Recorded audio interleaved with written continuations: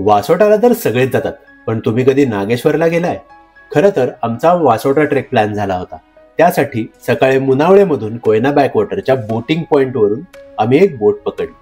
पाण्यावर तरंगत चारही बाजूने दाट जंगल, उंच डोंगर, 40 मिनिटांचा हा प्रवास एकदम सिनेमॅटिक वाटत होता.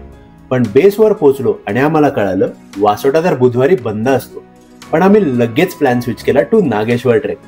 आता खरी मजा सुरू झाली. 8 किलोमीटरचा हा वन वे ट्रेल. रस्ता तर अजिबातच नव्हता. होती ती जंगलांची वाट, ओढ्यांचे खडक, कधी चढ कधी उतार कधी धडपड. त्या निसर्गात एक अनोखं सौंदर्य होतं.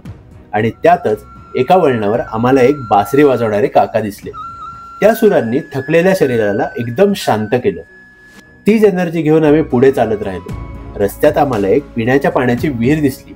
तिकडे आम्ही बॉटल्स रिफिल करून घेतल्या आणि 3 तासांनी फायनली आम्ही पोहोचलो नागेश्वरला.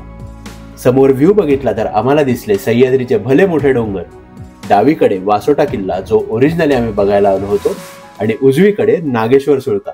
पण दर्शनाला खूपच मोठी रांग असल्यामुळे आम्ही ड्रोननेच देवाचं दर्शन घेतलं. परतीचा रस्ता घेतला तो वासोटा ट्रेकचाच. ज्याच्यासाठी आलो होतो त्याच वाटेने परतलो.